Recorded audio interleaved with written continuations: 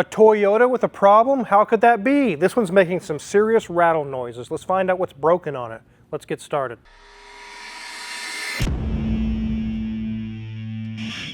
Yes, even Toyotas break. There is no car on planet Earth that will not break. They all will break. But Toyotas are less likely to do so. This is a 2012 Toyota Tacoma. It's a two-wheel drive with the four-cylinder engine, which is really a pretty good engine, but it's making some rattle noises. And it was kind of confusing because there was kind of a miscommunication between the owner of the truck and the office guy, Crazy D. It was understood, I don't know where the miscommunication happened, that there was a front-end noise. We brought it in, put it on the lift, checked for front-end noises, didn't really see anything. Contacted the customer and they're like, no, there's a noise in the engine bay, in the front of the car. It's not the front end like the suspension, it's front end of the car, front up here. Okay, so we got that figured out and I found the issue. We'll let you listen to it here in a minute and we'll show you what we found, but before we do, let's take a look around this Tacoma. These are really good trucks. Unlike most trucks on the road today, Mrs. Wizard, this one doesn't have a grille that's this tall. Yeah, it's not a 3-mile high grille like some car makers like. Yeah, it doesn't need to look like a bulldozer. This one's in really good shape. It has white paint. It's not the pearl white, it's just standard white. It's stamped steel wheels. Just your basic Tacoma, nothing special, no special packages or anything. It does have a topper on the back to keep the bed nice and watertight. It is an SR5 Toyota Tacoma.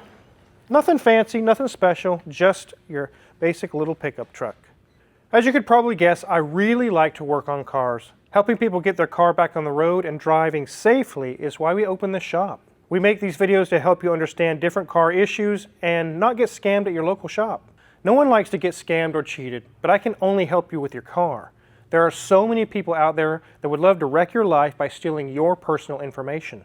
In the 9 months I've had Incogni, a continued sponsor of this channel, they have removed my name and information from over 770 sites. Incogni isn't an only while you use it VPN, it's a 24/7 service that searches for your information and removes it from websites, directories, people's search sites, and commercial databases. You provide your information and Incogni does all the hard work of getting your name out of the hands of data brokers and criminals. If by chance you find your information on a site before Incogni has found it, you can submit a custom removal. I've used this tool twice, and both times they got it taken down. We rely on computers so much today, and all that data collected is at risk of being exposed or stolen. When Incogni removes you from a list, the criminals can't harm you when they can't find you. Take your personal data back with Incogni. Use code CARWIZARD at the link below and get 60% off an annual plan. That's incogni.com/CarWizard. Now back to this Tacoma. This is how I would have a truck, especially a small truck, just for hauling some small loads here or there. I don't need the V8, I don't need the V6, I don't need quadruple turbos, I don't need all that stuff. Since I'm the one having to fix it, I want it to be as easy as possible to work on, and this is as easy as it gets on a modern truck. Let's take a look. This is a 2.7 liter inline four-cylinder. It's pretty big for a four-cylinder. It's got about 160 horsepower and about 180 pound-feet of torque. Plenty of power to move this little truck around. But you can get to the intake, the throttle body, the power steering pump, the valve cover gasket, the exhaust, the alternator. Everything is so easy to get to. You don't have to take wheel liners out to get to the side of the engine or take the cab off or do stupid things like that. It's just really easy to service. And that's the way I would have it.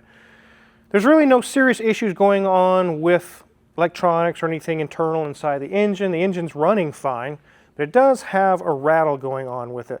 Let's let Mrs. Wizard give you guys a tour of the kind of a sparse interior. It is kind of a base model.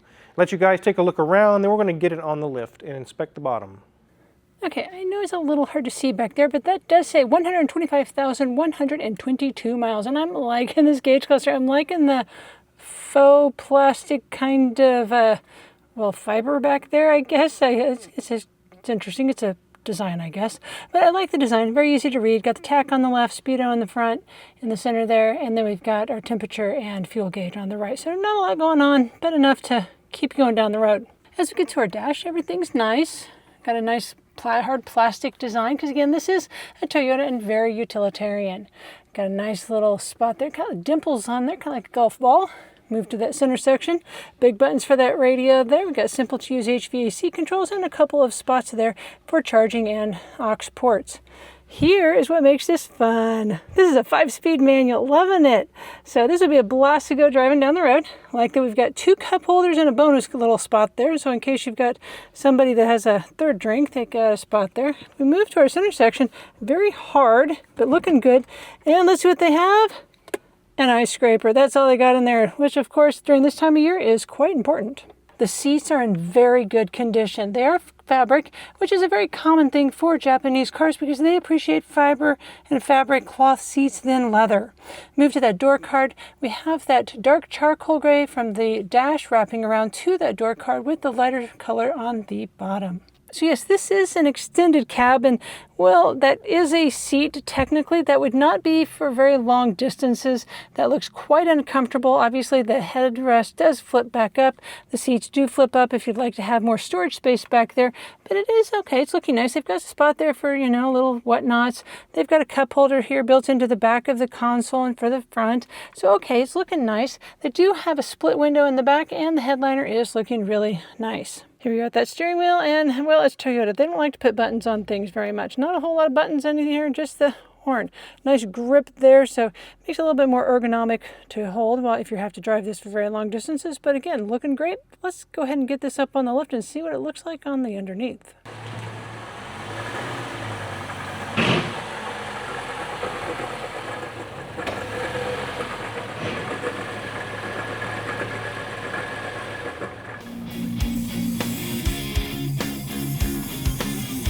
It does have some beefy kind of a framework here. It's all part of the frame. You can see our radiator is right there. Very easy to check for leaks. Nothing's leaking out of there. Our steering rack is dry. No issues going on there. This vehicle does have a little over 120,000 miles on it. And we're looking at the engine, transmission. We're seeing no leaks. Not even a drop. That's testament to Toyota quality. Really, they are that good of a vehicle. They do have failures. We'll show you one on this vehicle here in a little bit.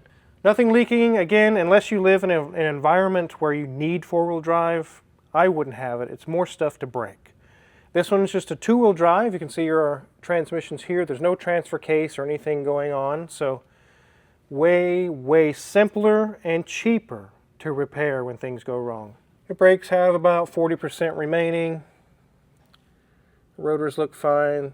Struts are not blown. Sway bar link is not broken or loose. Check the other side.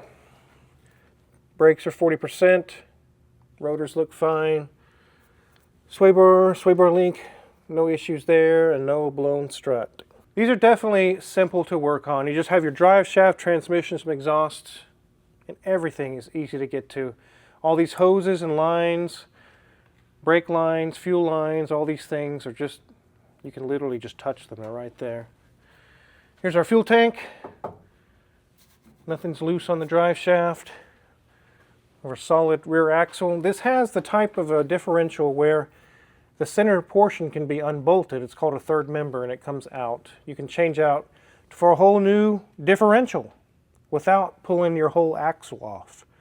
Like some of the Chevy 10 bolts, if it grenades or something breaks inside of it, cracks, you have to replace the axle or take the whole axle off. This one you can just replace this only. We do see the shocks are not blown, nothing leaking from the drum brakes in the back. Same story over here. I don't see anything leaking at all. Check our spare. Very, very full of air. This does have a tow hitch on it, a receiver hitch. It could tow small trailers, a couple thousand pounds pretty easy, 2 or 3, 4. I'm not sure the exact number. I wouldn't tow 8 or 10. It's just a 4-cylinder engine. I wouldn't tow a lot of weight with it. Let's get this off the lift and dive into that rattling noise. What's going on with this thing? So we'll get the hood open and start it back up again, and we'll let you guys listen to the noise, and then we're going to play the game and see if you guys can guess what it is.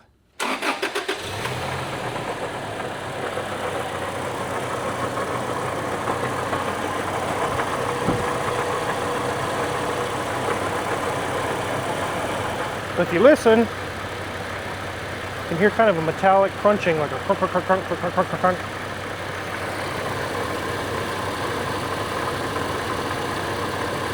like a rattling noise. The customer's concerned, what is going on? Do I have rod bearings going out or something serious wrong? So let's get this shut off and I'll show you what we found. All right guys, we'll play the game and list 3 items and let us know what you think it is. Is it number 1, an internal failure inside the engine like a rod knock or something like that going on? Is it number 2, a serpentine belt drive issue with a pulley or something like that? Or is it number 3, a clutch issue with a release bearing rattling or something like that?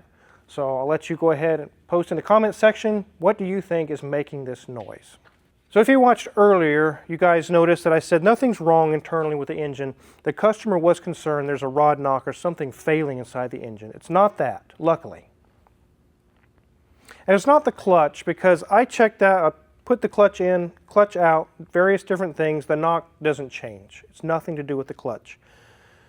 Daniel's son did check this over. He used a stethoscope and he listened and he believed it was the water pump, and he asked me to confirm that, and I'll show you how I confirm it. I'll show you what we found. So here's our fan, which is connected to the water pump, and if I wiggle it, the whole thing is flopping back and forth. There's our noise. Luckily, it's not leaking. It can leak if the seal was compromised from so much movement. But again, luckily as well, it's not an internal engine failure. A water pump is not that big of a deal. It's not thousands and thousands of dollars to fix it. But that definitely is the noise. I've heard that noise many times over the course of 25, 30 years I've been doing this.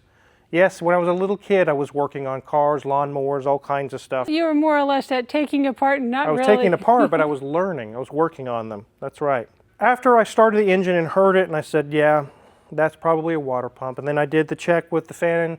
Sure enough, it is. It's going to be under $1,000. It's not going to be thousands and thousands of dollars to fix it.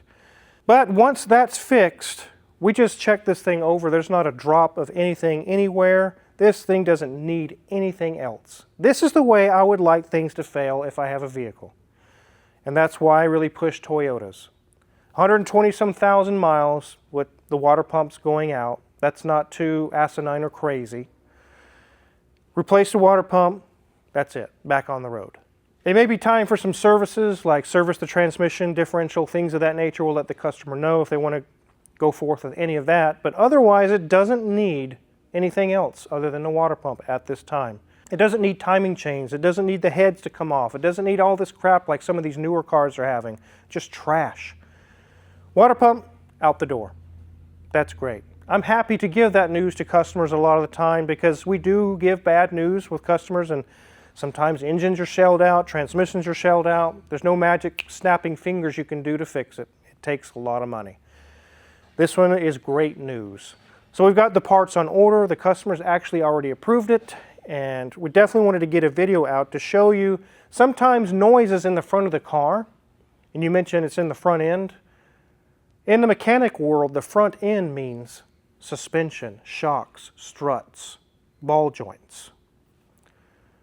But it's easy to think the front end, meaning the front section, somewhere up here.